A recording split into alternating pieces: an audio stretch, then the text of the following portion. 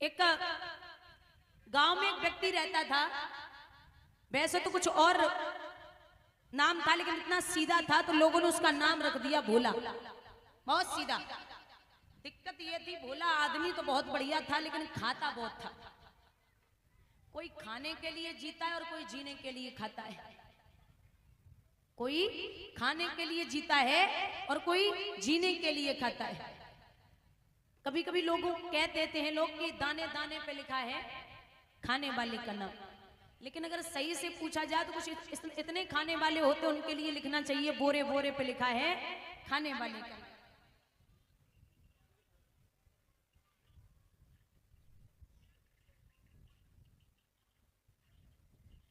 भैया गांव में एक बार संत आए तो भोला के घर वाले वैसे दुखी।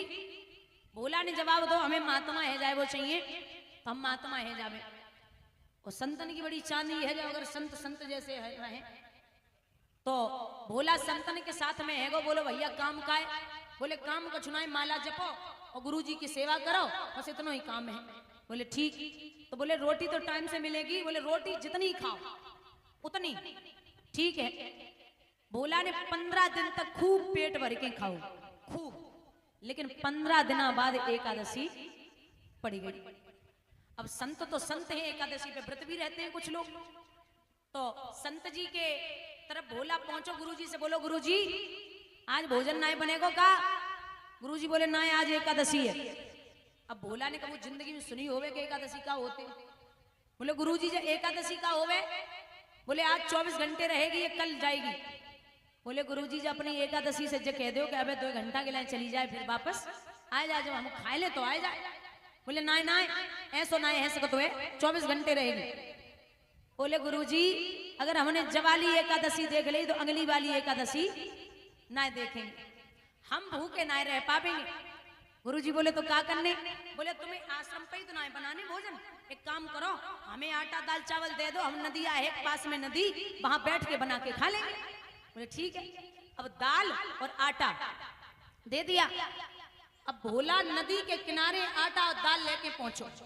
लेकिन गुरुजी ने एक बात कही कि जब भी तू भोजन बना ले तो भोजन बनाने के बाद एक बार राम जी का भोग जरूर लगा देना। बोले ठीक है।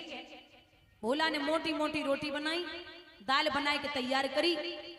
और दाल जब बनाए के तैयार करी, खाए को नंबर लगाए वालों रहे, तब तक याद आई कि गुरुजी ने कहा है कि राम जी का भोग लगा देना।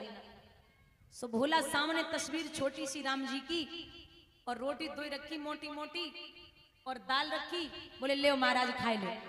अब ऐसो तो ना कि राम जी खाए को आवे, वो तो उनका भोग लगाया जाता, 5-10 मिनट थाली रखो और घंटी बजाओ और उठा लो। लेकिन भोला तो भोला बाई का पता के भोग का होवे। सो भोला बैठे हो, बोले ले महाराज खाए लो। गुरुजी ने कही है कि भोजन खाए के ही जाओगे, लेकिन राम जी ना आए। सो भोला हाथ जोड़े के बोलो देखो प्रभु हमारी एक बात सुनो कि आइए आइए और राम जी आइए, आइए आइए और राम जी आइए, मेरे भोजन का भोग लगा जाइए, मेरे भोजन का भोग लगा जाइए।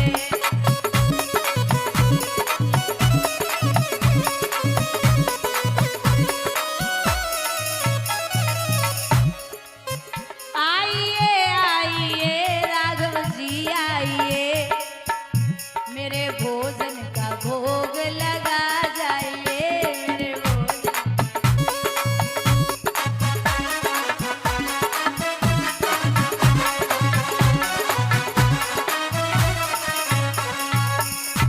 आइए प्रभु। अब बराबर आवाज लगा रहे हो, 30-40 मिनट है गए। सो भोला बोलो तुम्हारे तो नखरे लगे।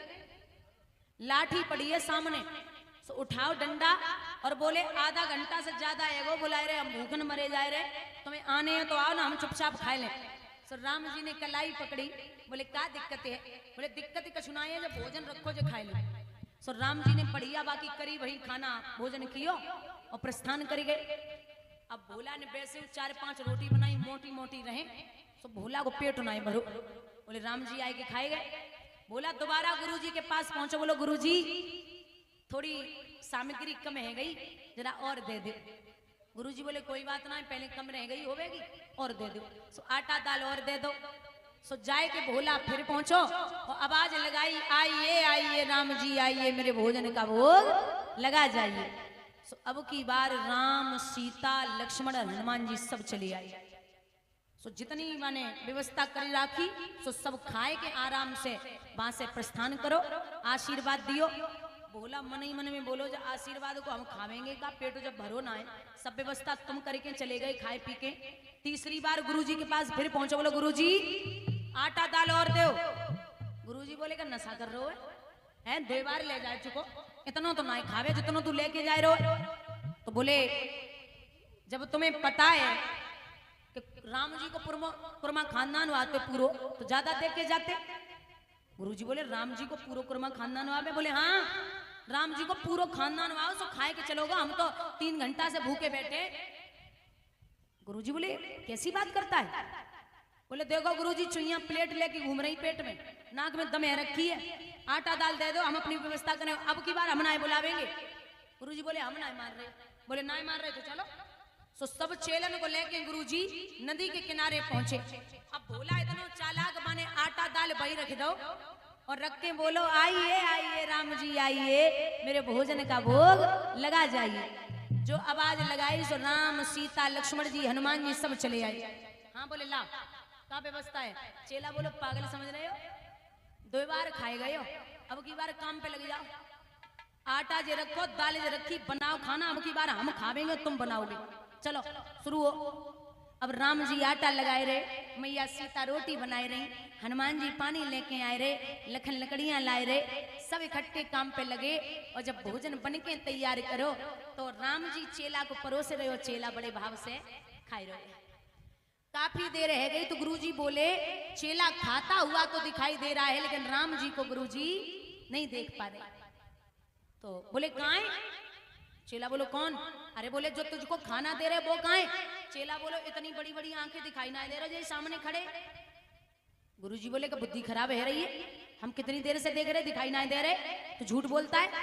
बोले झूठ काय को बोलेगा? अगर झूठ बोल रहे होवे तो फिर खावेंगे कहाँ से? ये खाए रहे बैठे तो बना कौन रहा है? गुरुजी बोले फिर हमें काय ना दिखाई दे रहे? चेला बोलो तुम बूढ़े है गए हो। गुरुजी बोले इतने बूढ़े ना है गए जो राम जी दिखाई ना दिए। बोले तो फिर दर्शन दो। राम जी ने बड़ी प्यारी बात कही है, चेला सौ के लाला एक बात है, तुम्हारे गुरुजी के जे तो नेत्र ठीक हैं, लेकिन जो अंदर के पट है ना, जो अंदर की नेत्र है ना, जिनके अंदर अहंकार की भावना है कि हमसे बड़ा पुजारी दुनिया में दूसरा नहीं है, मैं अहंकारियों से दूर रहता हूँ। चेला बोलो हम खावे वाले आदमी, हम का पूजा पाठ जाने? प्रभु एक काम करो, दर्शन प्रभु दे दो गुरुजी को, इनकी वजह से आपके दर्शन हमें हो गए। चेला ने जब गुरुजी को राम जी के दर्शन कराए तो झपट के गुरुजी चेला के सामने हाथ जोड़े खड़े है गए और जवाब दियो पूरी दुनिया में गुरु चेला को दर्शन करावे, हमारा पहलो शिष्य है जो खुद गुरु को दर्शन कराए रहे। उसी समय वहां से सब कुछ त्याग के आश्रम छोड़ करके और जंगल में भगवान का भजन करने के लिए चले गए। बोलिए वृंदावन बिहारी लाल की। तो यहाँ गुरु बृहस्पति जी बैठे और बैठे हुए एक नाम उच्चारण करने लगे, कौन सा? श्रीमन नारायण नारायण हरि हरि।